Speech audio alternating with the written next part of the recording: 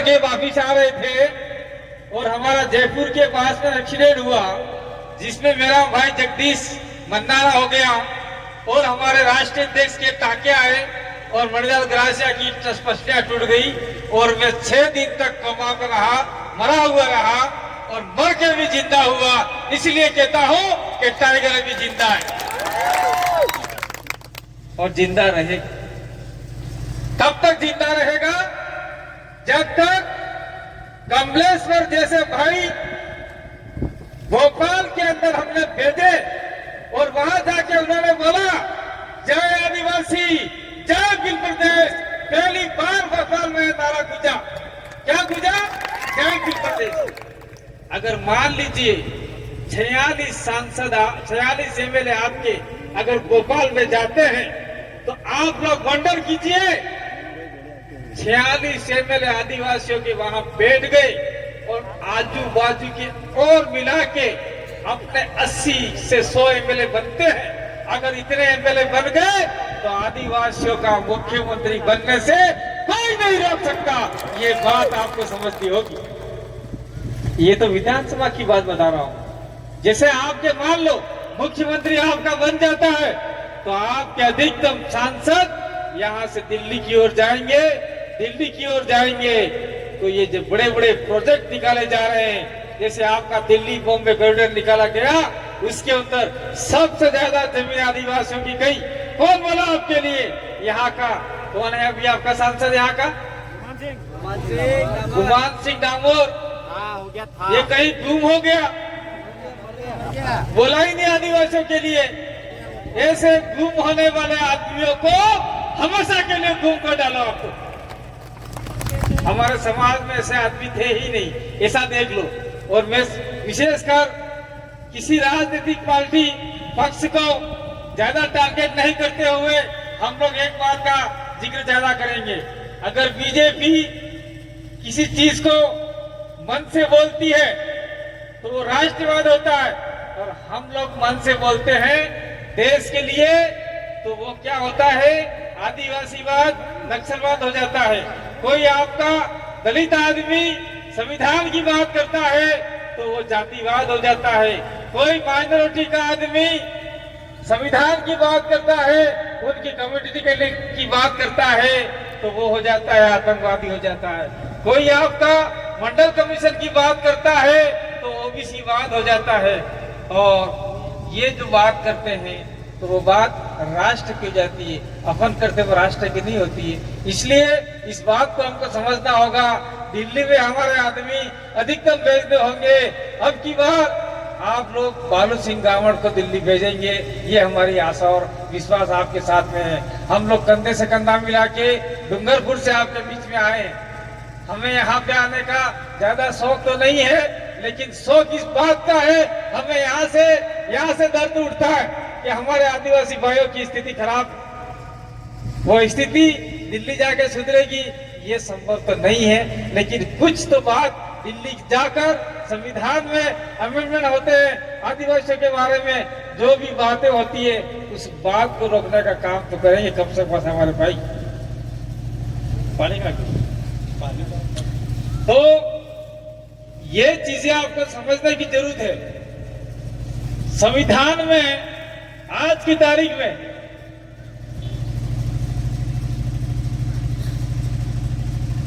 संशोधन होते 5वीं अनुसूची का संशोधन हो गया कि आपका खुरिया कमेटी है, उस कमेटी के अंदर संशोधन हो गया और आदिवासियों के अधिकार खत्म कर दिए।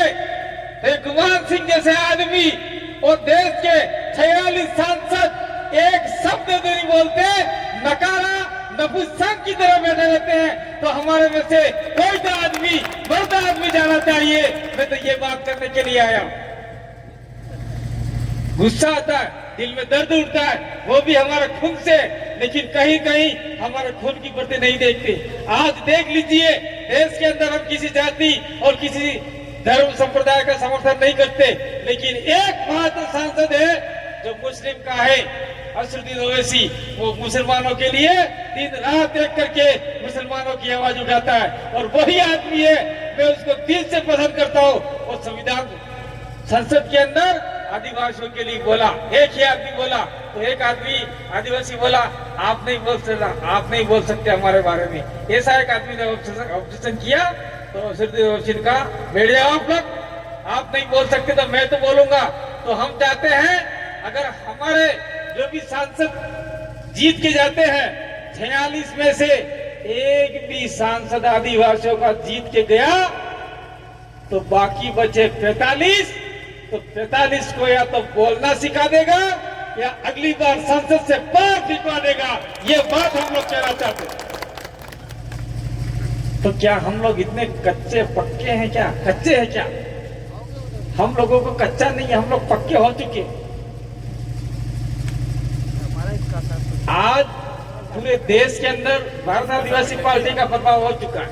पार्टी आई मात्र 3 महीने हो रहे। एक तो आपके मध्य प्रदेश से भोपाल भेज दिया हमने, राजस्थान के 3 भेज दिए, और राजस्थान के हमारे जैसे व्यक्ति 5-6 व्यक्ति सेकंड पोजीशन रह गए।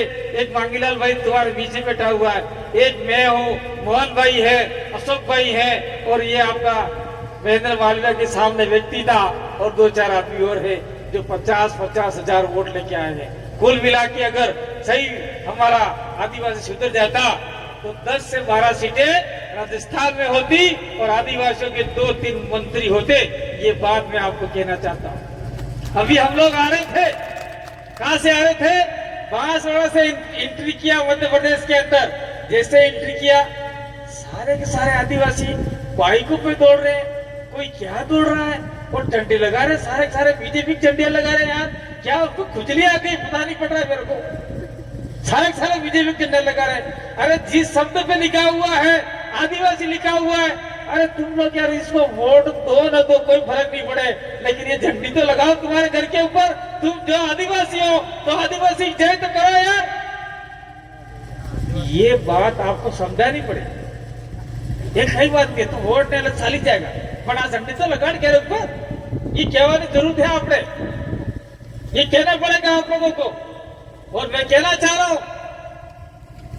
कि खास करके देश के अंदर जो राजनीति चल रही है, देश की राजनीति बीमार है। आज की तारीख में कांग्रेस कहीं नहीं है, कांग्रेस का भी सुपड़ा साफ हो चुका है।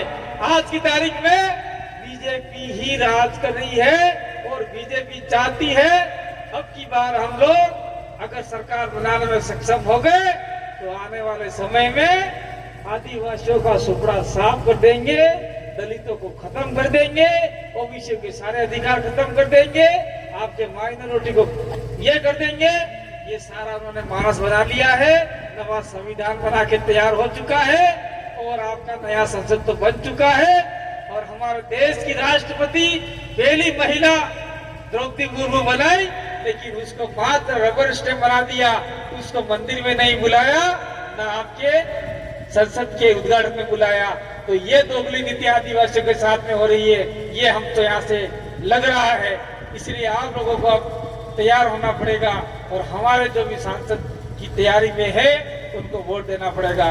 तो हमारे यहाँ से कौन है? बालू सिंह गामड़। तो बालू सिंह गामड़ को वहां भेजे और वहां पर जाकर गड़गड़ा देवे संसद के अंदर। ये बात कहना चाहता हूँ। दूसरी बात मैं कहना चाहता हूँ, यहाँ पर जो भी मीडिया मंच है, जो भी मेरा वीडियो ले रहे हैं, उनको उनके मार्फत से कहना चाहता हूँ, एक घर के अंदर बहुत सारे बर्तन होते हैं या छोटे बड़े बर्तन होते हैं। एक पंजारी में कोई मटका रख रखा है, एक लोटिया रख रखा है, एक गिलास रख रखा है, कटोरी थाली सब रख रखे हैं। हवा आती है या हवा नहीं आती है तो गिड़गिड़ाते हैं, बजते रहते हैं, बर्तन बजते रहते हैं। घर के अंदर बर्तन बजते हैं तो घर के बाहर उसकी आवाज भी जाती है, लेकिन वो आवाज बाहर तक नहीं जानी चाहिए। हमारे अंदर कमलेश्वर जी और हम लोग एक ही घर के सदस्य हैं। कमलेश्वर जी के ऊपर जो एलिगेशन लगा रहे हैं वो एलिगेशन कोई भी आदमी यहाँ पे बैठा या देश का कोई भी आदमी नहीं लगाना चाहिए, क्योंकि कमलेश्वर हमारे परिवार का सदस्य है। कमलेश्वर जो विधायक बने हुए हैं वो आज की तारीख में हो सकता है छोटी मोटी अनबन हो सकती है, छोटे मोटे नाराज हो सकते हैं। मात्र मेरे एक वीडियो फेंका कि मैं आज की तारीख में यहाँ पे आ रहा हूँ। कमलेश्वर जी ने मेरे को फोन किया कि दादा आप आ रहे, देखो एमएलए होते हुए भी आप आ रहे हैं। मैंने कहा यस मैं आ रहा हूँ। कमलेश्वर जी ने कहा मैं भी आपके पहले वहां मौजूद रहूंगा। मांगीलाल भाई भी आ गए। तो देखिए एक वीडियो के मार्फत से आदमी आ जाते, क्यों नहीं आ सकते?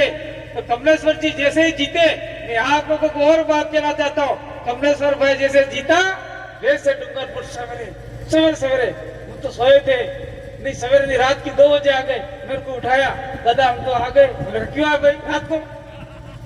खेलो हम तो रात्रि क्यों आ गया? नहीं हम तो आपको निमंत्रण देने आए और आपके दर्शन करने आए हैं, आपकी वजह से हम लोग जीत गए, आपने वहां पे अच्छा काम किया इसलिए हम लोग आए और आपको बुलाने आए। तो मैंने कहा ठीक है यार, वो तो फोन से भी कह रहे थे वहां जाते, नहीं मैं सीधा आपको बुलाने आया हूँ, सीधा आपको आना पड़ेगा। फिर दूसरे दिन मैंने कहा यार खबर जावड़ोस पड़े नहीं जंगत कमलेश्वर फिर नाराज था जाएगा, लड़ाई करेगा। तो मैं गया और बहुत बढ़िया तरीके से हमने एक सभा निकाली, रैली निकाली और कमलेश्वर का नाम जो कम लोग नहीं जानते थे वो आज तक जान गए।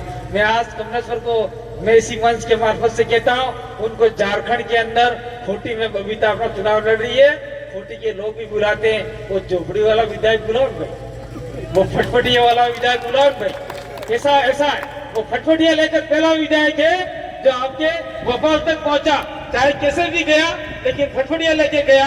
ऐसा विधायक की देश के अंदर डिमांड है। ऐसा विधायक आप में से 46